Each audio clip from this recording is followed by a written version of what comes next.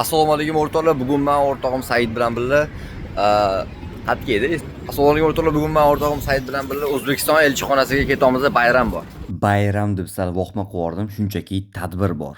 Shunaqa qilib biza yengil kirib keldik, o'rtaga, sentrga o'tirdik va hamma o'zini birma-bir tanishtirib chiqdi va bu yig'ilishda biza O'zbekistondagi tadbirkorlarga mahallalar tomonidan beriladigan imkoniyatlar haqida gaplashib chiqdik. Va men qatga bormay har doim savollarim bo'ladi, tadbirkorlikka oid foydali, manfaatli savollarni berdim va shunga yarasha yaxshi javoblarni oldim. Bo'ldi, mana tadbir tugadi. Mahallaga oid har xil narsalarni gaplashdik tadbirda va biznesmenlarga oid imtiyozlar har xil hammasi bo'ldi. Juda ham qiziq bo'ldi.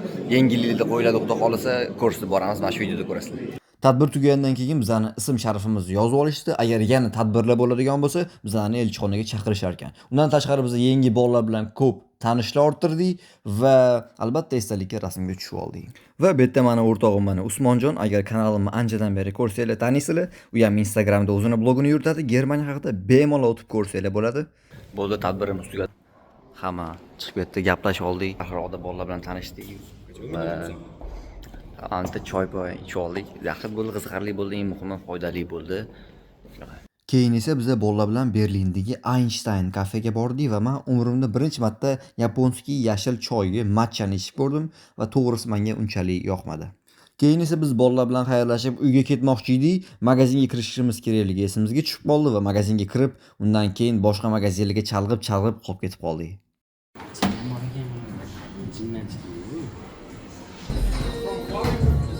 Normal ko'p bor. Pinga bunga. Qani. Oppana, normalniy.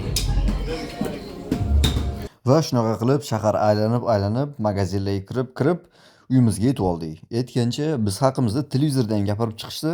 Marhamat. O'zbekiston mahallalari uyushmasi delegatsiya a'zolari Latviya Respublikasiga safarni yakunlab, Germaniyaga tashrif buyurdi.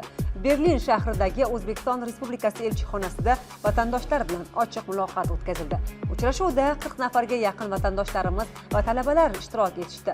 Unda prezidentimiz tashabbusi bilan mamlakatda amalga oshirilayotgan islohotlar haqida to'xtalib o'tdilar.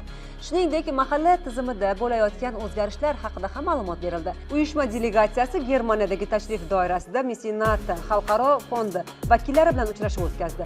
Va hokazo uyog'iga men yoki o'rtoqlarim haqida eslab o'tilmagan shunga qo'yib yuboramiz. Agar to'liq videoni ko'rib chiqish sizga qiziq bo'ladigan bo'lsa, unda pastda havola qoldiraman. 5:30-sekunddan boshlab videoni ko'rsanglar, Germaniya haqida to'liq ma'lumot olasizlar. Xullas do'stlar, mana motivatsiya olgan holda srochniy reportaj qilib, taroqlik mikrofonni olib, videoni o'z nihoyasiga yetkazmoqchiman. Oxirigacha ko'rgan bo'lsangiz, o'zi qisqa video bo'ldi. Oxirigacha ko'rgan bo'lsangiz, rahmat kattakon, albatta like bosib qo'yinglar, podpiska bosib qo'yinglar. Shunaqa gaplar va oq ko'ngildaligimga ham e'tibor bermanglar, chunki pastda shalvar bo'li ofitsialniy chiqdi dedim video. Ko'rganlarga rahmat. Gaplashamiz, xudo xolasa, vloglar ko'payaveradi. Xayr.